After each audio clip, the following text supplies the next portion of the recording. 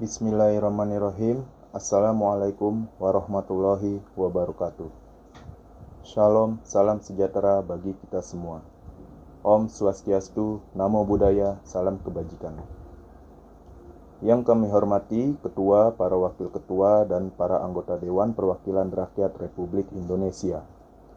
Pertama-tama marilah kita panjatkan puji syukur kehadirat Tuhan Yang Maha Kuasa. Karena atas rahmat dan karunia-Nya, kita masih diberikan kesempatan untuk bertatap muka dan menjalankan tugas kenegaraan dan amanat konstitusi untuk menyampaikan kerangka ekonomi makro dan pokok-pokok kebijakan fiskal KEM PPKF 2023. Masih dalam suasana bulan Syawal, izinkan kami mengucapkan Selamat Hari Raya Idul Fitri 1443 Hijriah. Mohon maaf lahir dan batin kepada Ibu Ketua dan segenap pimpinan serta seluruh anggota Dewan Perwakilan Rakyat yang kami hormati. Setelah lebih dari 2 tahun dunia dihantam pandemi COVID-19, alhamdulillah saat ini Indonesia mampu mengendalikannya. Berkat kerjasama, kedisiplinan, sinergi, dan kegotong royongan seluruh komponen bangsa. Dengan rendahnya kasus COVID-19 dan akselerasi program vaksinasi yang mencapai 61,5% dosis kedua dan bahkan vaksin tambahan booster, serta penerapan protokol kesehatan, alhamdulillah tahun ini lebih dari 84 juta masyarakat dapat kembali menjalankan mudik di Hari Raya Idul Fitri untuk berlebaran dan berkumpul dengan sanak saudara tercinta. Mobilitas masyarakat yang begitu masif di tengah pandemi yang belum berakhir mampu kita kelola secara relatif lancar, aman, selamat, dan semarak. Hal ini tentu mampu merekatkan kembali dan mempertebal tali sosial, sekaligus menggerakkan dan pemulihan ekonomi Indonesia. Ini suatu pencapaian yang tidak gampang dan tidak boleh kita pungkiri. Saat ini masih banyak negara berdaulat dengan COVID-19 dan banyak negara yang masih berjuang memulihkan ekonomi. Bahkan ada yang tengah menghadapi krisis ekonomi dan keuangan yang kompleks. Maka nikmat mana lagi yang engkau dustakan? Ibu, Bapak pimpinan, dan anggota Dewan yang kami muliakan. Pemulihan ekonomi Indonesia yang cukup kuat yang kita jaga bersama dan pengendalian pandemi COVID-19 secara efektif tidak mungkin terjadi dengan sendirinya. Ini merupakan hasil kerja keras dari berbagai upaya luar biasa dari kita bersama, pemerintah dan DPR, serta segenap unsur masyarakat, akademisi, dan para ahli serta dunia usaha.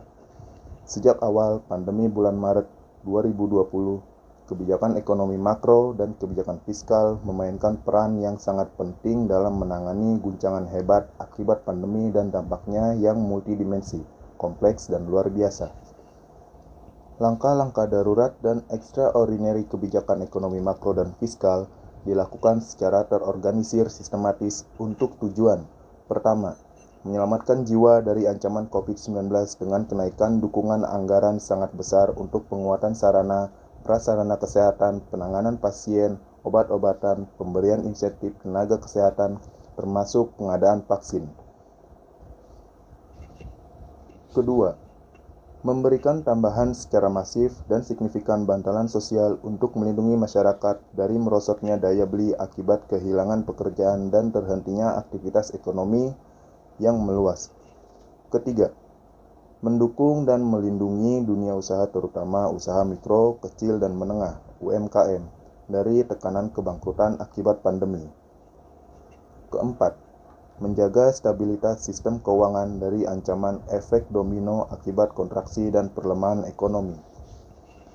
Pemerintah mengeluarkan Perpu Nomor 1 Tahun 2020 yang telah disetujui dan disahkan oleh Ibu Bapak anggota DPR menjadi Undang-Undang Nomor 2 Tahun 2020 yang memberikan landasan hukum yang kuat agar pemerintah dapat lebih fleksibel, responsif, dan antisipatif dalam penanganan pandemi COVID-19 yang sangat diwarnai dengan ketidakpastian.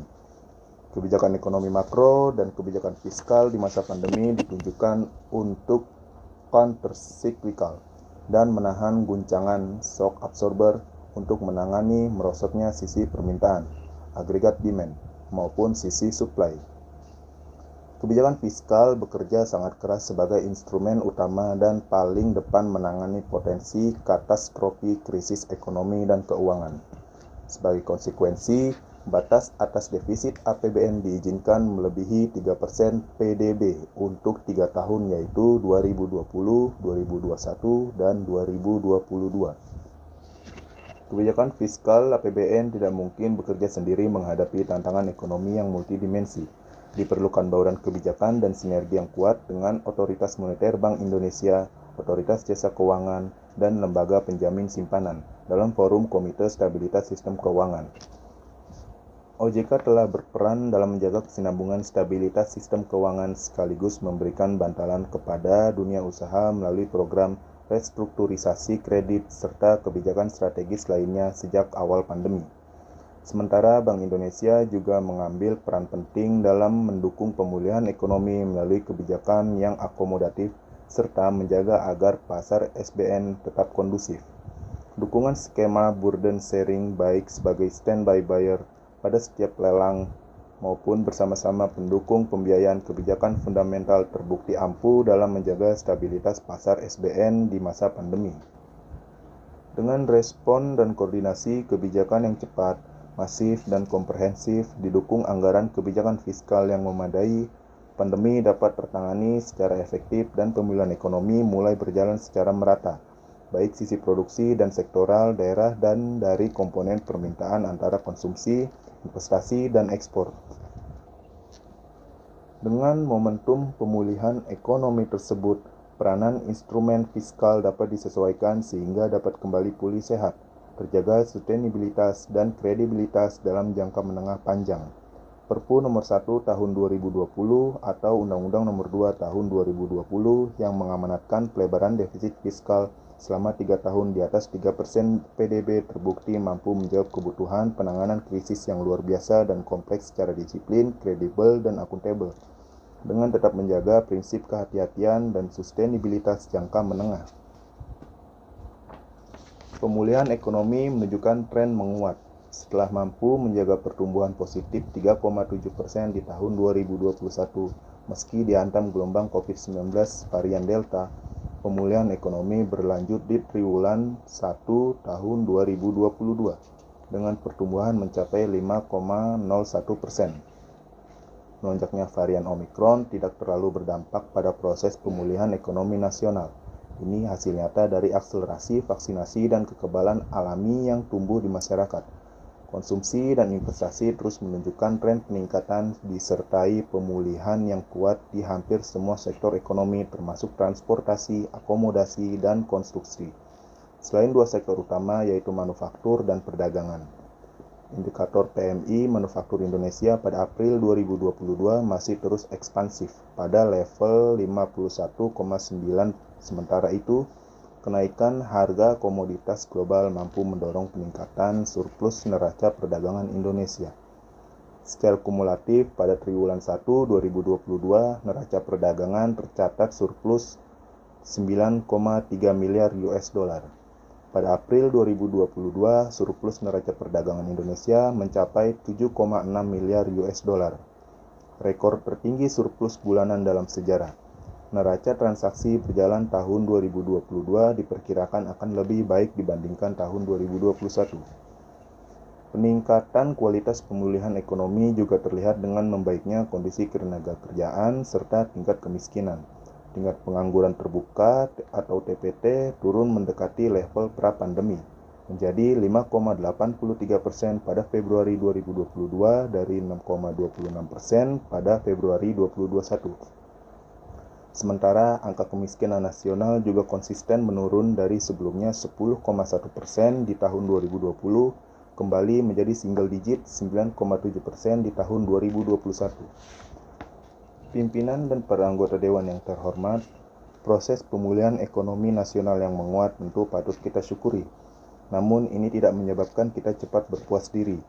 Tantangan dan risiko baru telah muncul dari faktor global, baik dari sisi geopolitik, ekonomi, dan keuangan yang sangat kompleks dan dinamis harus segera kita antisipasi dan kelola.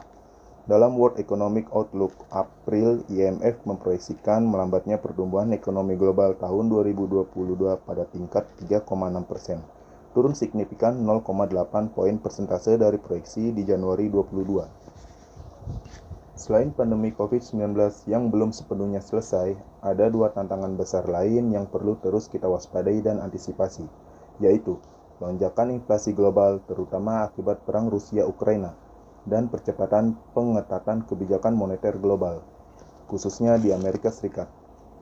Perang Rusia-Ukraina juga telah menyebabkan disrupsi sisi produksi suplai yang sangat besar, sehingga mendorong kenaikan ekstrim tinggi harga-harga komoditas global. Harga minyak mentah terus-menerus berada pada kisaran 100 US dollar per barel. Sejak awal tahun, harga gas alam naik 127,0%, batubara naik 137,3%, CPO naik 26,1%, gandum naik 56,50%, dan jagung juga naik 34,3%. Secara indeks, harga pangan dunia telah mengalami kenaikan 145,0% dibanding situasi awal 2020. Tingkat inflasi di Amerika Serikat yang sangat tinggi, yaitu 8,4%, tertinggi dalam 40 tahun terakhir, menjadi ancaman nyata bagi pemulihan ekonomi Amerika Serikat dan bahkan ancaman dunia. Bank Sentral Amerika Serikat, The Fed, akan melakukan percepatan pengetatan moneter. Saat ini, kenaikan suku bunga acuan diperkirakan dapat terjadi hingga 7 kali di tahun 2022 dan berpotensi diikuti dengan kontraksi balance sheet yang menyebabkan lebih ketatnya kondisi likuiditas global. Sementara itu, sejak awal 2021 sampai dengan Maret 2022, sejumlah negara berkembang G20 seperti Brazil, Meksiko, dan Afrika Selatan telah menaikkan suku bunga acuannya secara sangat signifikan. Spillover effect dari pengetatan kebijakan moneter dan likuiditas global ini harus kita waspadai, khususnya terhadap kenaikan cost of fund untuk pembiayaan, baik APBN maupun sektor korporasi, di tengah fase pemulihan ekonomi yang masih awal dan masih rapuh. Pergeseran risiko, tantangan inflasi, dan pengetatan moneter ini menimbulkan situasi pilihan kebijakan, policy trade-off yang sangat sulit, yang dihadapi oleh semua negara di dunia. Pilihan kebijakan tersebut adalah apakah segera mengembalikan stabilitas harga, mengendalikan inflasi, yang berarti pengetatan moneter dan fiskal yang akan memberikan dampak negatif terhadap pertumbuhan, atau tetap mendukung akselerasi pemulihan ekonomi setelah terpukul pandemi. Jika tidak terkelola, risiko global ini akan menggiring kepada kondisi stagflasi, yaitu fenomena inflasi tinggi dan terjadinya resesi seperti pernah terjadi di Amerika Serikat pada periode awal 1980-an dan 1990-an. Kondisi stagflasi akan memberikan imbas negatif luar biasa ke seluruh dunia, terutama terhadap negara-negara berkembang dan emerging market. Perubahan risiko global ini harus menjadi fokus perhatian dan harus kita kelola secara tepat langkah dan tepat waktu, hati-hati dan efektif. Pilihan kebijakan menjadi sangat sensitif dan tidak mudah. Namun dengan berbekal kebersamaan dan keberhasilan kita semua, pemerintah pusat dan daerah, MPR, DPR, DPD, legislatif, yudikatif, institusi lainnya, masyarakat, akademisi, dan dunia usaha, dalam mengelola pandemi yang begitu sulit, kita berharap dan sekaligus percaya bahwa Indonesia akan mampu menghadapi tantangan baru yang berbeda dan sangat kompleks ini. Dalam mengantisipasi eskalasi risiko global, terutama dalam menghadapi 3 potensi krisis pangan, krisis energi, dan krisis keuangan, Sekretariat Jenderal Perserikatan Bangsa-Bangsa atau PBB bahkan telah membentuk Global Crisis Response Group atau GCRG yang mengidentifikasi 3 potensi krisis tersebut. Krisis seperti ini sama seperti pandemi COVID-19, tidak mungkin diselesaikan secara individual oleh satu negara manapun.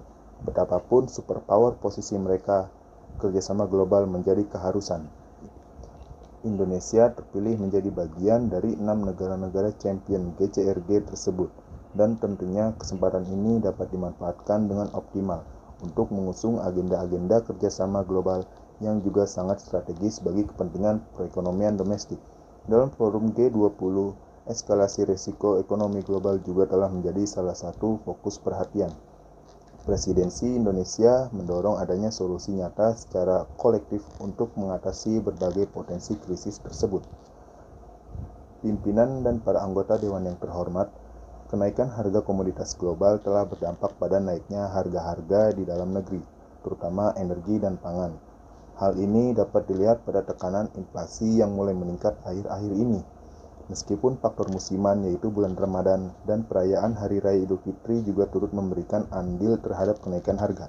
Inflasi April 2022 tercatat 3,5% lebih tinggi dibandingkan Maret 2022. Bila dibandingkan negara-negara G20 seperti Amerika Serikat 8,3%, Inggris 9,0%, Turki 70,0%, Argentina 58,0%, Brazil 12,1%, dan India 7,8%. Tekanan inflasi di Indonesia masih jauh lebih rendah.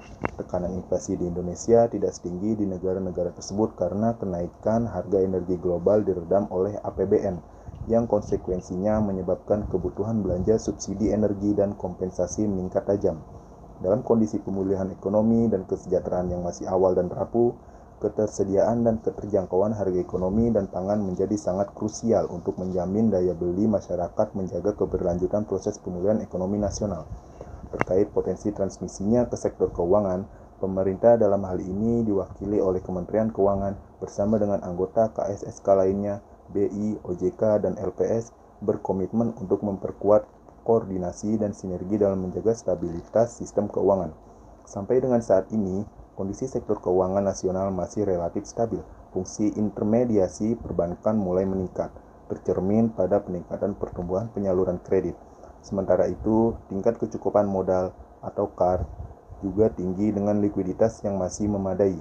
Cadangan devisa nasional juga masih memadai dan diharapkan dapat memberikan ruang bagi Bank Indonesia untuk menjaga stabilitas harga dan nilai tukar secara momentum pemulihan ekonomi nasional.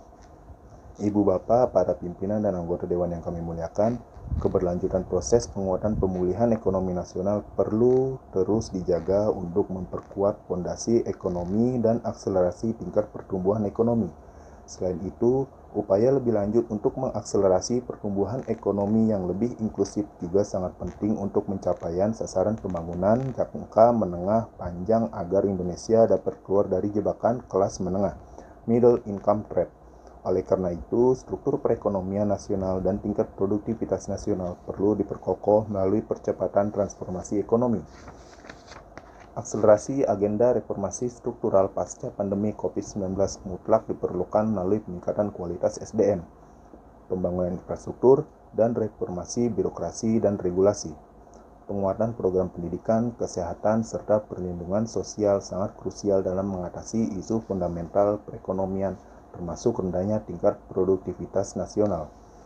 Peningkatan produktivitas juga perlu diakselerasi untuk memperkuat sisi suplai, penguatan hilirisasi manufaktur, adopsi ekonomi digital, dan pengembangan ekonomi hijau diyakini akan menjadi sumber pertumbuhan baru di masa depan.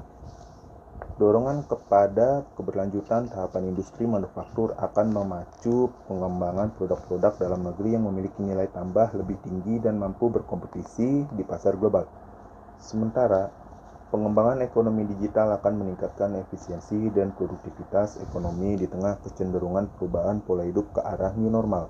Selain itu, sejalan dengan tujuan mewujudkan net zero emission pada tahun 2060 atau lebih awal, pembangunan ekosistem ekonomi yang ramah lingkungan merupakan wujud komitmen kita bersama dalam mengatasi isu perubahan iklim. Potensi besar pengembangan ekonomi hijau yang kita miliki merupakan daya tarik sendiri bagi investasi dunia di masa depan.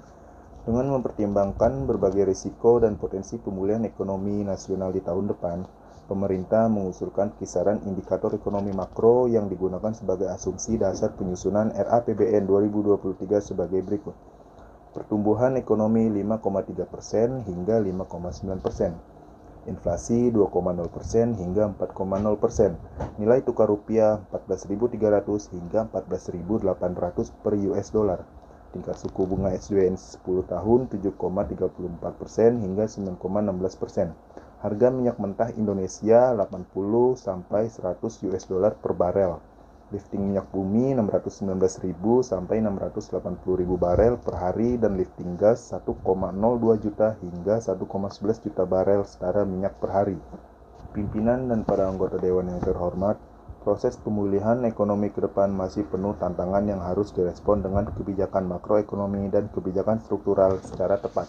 Kenaikan inflasi, biaya bunga, dan pengetatan moneter di dunia harus direspon dengan disiplin fiskal yang tepat.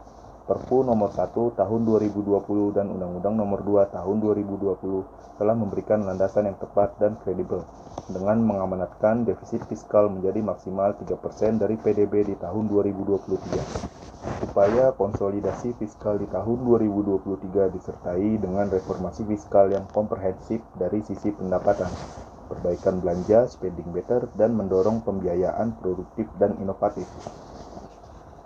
APBN yang sehat menjadi modal yang kokoh untuk terus mendukung pembangunan dan perbaikan ekonomi. Kebijakan fiskal tahun 2023 didesain agar mampu merespon dinamika perekonomian, menjawab tantangan, dan mendukung pencapaian target pembangunan secara optimal.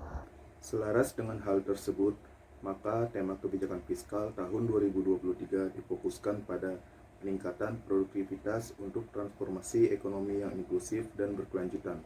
Tema kebijakan fiskal tersebut selaras dengan tema Rencana Kerja Pemerintah (RKP) tahun 2023. Berdasarkan tema kebijakan fiskal tahun 2023 tersebut, strategi yang ditempuh pemerintah adalah: pertama, memfokuskan anggaran untuk penguatan kualitas SDM, akselerasi pembangunan infrastruktur, reformasi birokrasi dan regulasi, revitalisasi industri, dan mendorong pembangunan ekonomi hijau. Kedua, meningkatkan efektivitas transformasi ekonomi didukung dengan reformasi fiskal yang holistik melalui mobilisasi pendapatan untuk pelebaran ruang fiskal. Konsistensi penguatan spending better untuk efisiensi dan efektivitas belanja, serta terus mendorong pengembangan pembiayaan yang kreatif dan inovatif. Kebijakan pendapatan negara diarahkan untuk mendorong optimalisasi pendapatan dengan tetap menjaga iklim investasi dan berkelanjutan dunia usaha serta kelestarian lingkungan. Hal ini ditempuh dengan menjaga efektivitas reformasi perpajakan, Undang-Undang HPP, mendorong agar sistem perpajakan lebih sehat dan adil, sehingga dapat mendorong perluasan basis pajak serta peningkatan kepatuhan wajib pajak. Melalui implementasi Undang-Undang HPP yang efektif, maka rasio perpajakan akan meningkat. Sementara itu, optimalisasi PNBP juga dilakukan dengan peningkatan inovasi layanan dan reformasi pengelolaan aset. Berbagai kebijakan tersebut akan mendorong peningkatan rasio pendapatan negara tahun 2023. Kebijakan belanja negara diarahkan untuk menghasilkan output atau outcome yang berkualitas, memberi manfaat yang nyata bagi masyarakat dan perekonomian, serta dapat mendorong kondisi ke arah yang lebih baik. Sejalan dengan hal tersebut, maka penguatan spending better secara konsisten akan dilakukan. Belanja negara bukan hanya diarahkan untuk mendorong pertumbuhan ekonomi semata, tapi juga untuk melakukan pemerataan pembangunan, pengentasan kemiskinan, pengurangan kesenjangan, perluasan kesempatan kerja, peningkatan produktivitas, serta peningkatan daya beli masyarakat. Untuk itu, kebijakan belanja negara akan difokuskan pada peningkatan kualitas sumber daya manusia, percepatan pembangunan infrastruktur, penguatan implementasi reformasi birokrasi, mendukung revitalisasi industri, dan pembangunan ekonomi hijau. Sementara itu, untuk antisipasi ketidakpastian, dibutuhkan strategi mitigasi risiko yang lebih solid dengan mendorong implementasi automatic stabilizer. Sejalan dengan tujuan-tujuan tersebut, pemerintah terus mendorong penguatan spending better menjadi komitmen bersama. Hal ini dilaksanakan melalui penghematan belanja barang, penguatan belanja modal, reformasi belanja pegawai, peningkatan efektivitas termasuk ketepatan sasaran belanja bantuan sosial dan subsidi, serta penguatan kualitas transfer ke daerah dan dana desa. Pimpinan dan para anggota dewan yang terhormat, sebagai konsekuensi atas kebijakan fiskal yang ekspansif dan terukur, maka postur APBN tahun 2023 masih akan defisit. Namun, pengelolaan pembiayaan untuk menutup financing gap tersebut akan dilakukan secara efisien, hati-hati atau prudent, dan berkelanjutan, sustainable. Defisit dan rasio utang akan tetap dikendalikan dalam batas aman sekaligus mendorong keseimbangan primer yang positif. Kebijakan pembiayaan investasi akan terus dilakukan dengan memberdayakan peran badan usaha milik negara atau BUMN, Sovereign Wealth Funds (SWF), Special Mission Vehicle (SMV), dan Badan Layanan Umum (BLU) dalam mengakselerasi pembangunan infrastruktur dan meningkatkan akses pembiayaan bagi masyarakat berpenghasilan rendah, UMKM, dan UMI. Pemerintah terus mendorong peran swasta dalam pembiayaan pembangunan melalui kerangka kerjasama pemerintah dan badan usaha (KPBU), termasuk penertiban instrumen pembiayaan kreatif lainnya. Melalui akselerasi pemulihan ekonomi, reformasi struktural, dan reformasi fiskal, maka diharapkan kebijakan fiskal tahun 2023 tetap efektif mendukung pemulihan ekonomi, namun tetap sustainable. Hal tersebut akan terefleksi pada pendapatan negara yang meningkat dalam kisaran 11,19% sampai dengan 11,70% PDB. Belanja negara mencapai 13,80% sampai dengan 14,60% PDB, serta keseimbangan primer yang mulai bergerak menuju positif di kisaran minus 0,46% sampai dengan minus 0,65% PDB. Selain itu, defisit juga diarahkan kembali di bawah 3% antara minus 2,61% sampai dengan minus 2,90% PDB. Dan rasio utang tetap terkendali dalam batas manajeable di kisaran 40,58% sampai dengan 42,42% PDB. Dengan pengelolaan fiskal yang sehat disertai dengan efektivitas stimulus kepada transformasi ekonomi dan perbaikan kesejahteraan rakyat, tingkat pengangguran terbuka tahun 2023 dapat ditekan dalam kisaran 5,3% hingga 6,0%. Angka kemiskinan dalam rentang 7,5% hingga 8,5%. Rasio Gini dalam kisaran 0,375 hingga 0,378 serta indeks pembangunan manusia dalam rentang 73,31 hingga 73,49.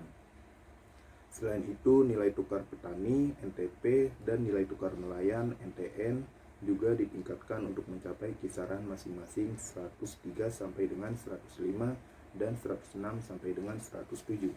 Pimpinan dan para anggota dewan yang terhormat, dalam rangka mencapai tujuan pembangunan, kerjasama internasional juga memegang peranan penting dalam proses pengambilan keputusan perekonomian secara global. Presidensi G20 Indonesia tahun ini memegang peranan strategis dalam mengarahkan kebijakan perekonomian global dan mendorong sejumlah agenda strategis internasional, walaupun dihadapkan pada situasi geopolitik yang sangat menantang. Konferensi tingkat tinggi G20 yang akan dilaksanakan pada bulan November tahun ini menjadi momentum untuk memimpin pemulihan ekonomi global dan mengangkat kepentingan nasional Indonesia dan negara berkembang dalam forum multilateral. Peran penting Indonesia di dunia internasional, terutama di kawasan, menjadi semakin strategis dengan kepemimpinan Indonesia sebagai ASEAN Chairmanship tahun 2023. Untuk memastikan kepemimpinan Indonesia di kawasan yang lebih kuat dan strategis, maka kita harus mendorong pemulihan ekonomi di kawasan serta kebersamaan untuk keluar dari krisis menuju perekonomian di kawasan yang lebih kuat dan tangguh. Pimpinan dan para anggota dewan yang terhormat, demikianlah pengantar dan keterangan pemerintah atas kerangka ekonomi makro dan pokok-pokok kebijakan fiskal tahun 2023 yang telah disusun pemerintah dalam mempertimbangkan dinamika perekonomian, tantangan dan agenda pembangunan. Selanjutnya, pemerintah mengharapkan dukungan masukan dan kerjasama seluruh anggota dewan yang terhormat dalam pembahasan KEM PPKF tersebut sesuai peraturan perundang-undangan yang berlaku. Sebagai penutup, kami kutipkan dari ayat Al-Quran yang kami kira sangat relevan dengan dinamika perekonomian kita saat ini dan ke depan, yakni Quran Surat Yusuf ayat 47-48. Dia, Yusuf berkata, agar kamu bercocok tanam 7 tahun berturut-turut sebagaimana biasa. Kemudian apa yang kamu tuai hendaklah kamu biarkan dipakainya, kecuali sedikit untuk kamu makan. Ayat 47. Kemudian setelah itu akan datang 7 tahun yang sangat sulit yang menghabiskan apa yang kamu simpan untuk menghadapinya tahun sulit kecuali sedikit dari apa bibit gandum yang kamu simpan. Ayat 48. Ayat-ayat tersebut memberikan inspirasi kepada kita bahwa keniscayaan jika suatu perekonomian akan menghadapi siklus ekonomi atau business cycle, episode makmur atau boom, dan episode paceklik atau resesi. Oleh karena itu, sangat krusial untuk menyiapkan bantalan kebijakan policy buffer untuk menghadapi situasi sulit atau masa resesi. Inilah inti dari konsep countercyclical policy yang menginspirasi kita semua pentingnya memperkuat kembali kesehatan APBN melalui konsolidasi agar mampu berperan optimal sebagai instrumen shock absorber pada saat terjadi gejolak di masa mendatang. Semoga Allah Subhanahu wa Ta'ala senantiasa memberikan bimbingan dan perlindungannya untuk dapat melewati masa-masa sulit sekarang ini. Semoga kita diberikan kekuatan untuk dapat melaksanakan tugas dan amanah melayani seluruh rakyat Indonesia dalam menuju bangsa yang berdaulat, maju, adil, dan makmur. Amin. Wallahul muwaffiq ila aqwamit thoriq. Wassalamualaikum warahmatullahi wabarakatuh. Om Shanti Shanti Om. Namo Buddhaya. Jakarta, 20 Mei 2022, atas nama Pemerintah Republik Indonesia, Menteri Keuangan. Tertanda Sri Mulyani Indrawati.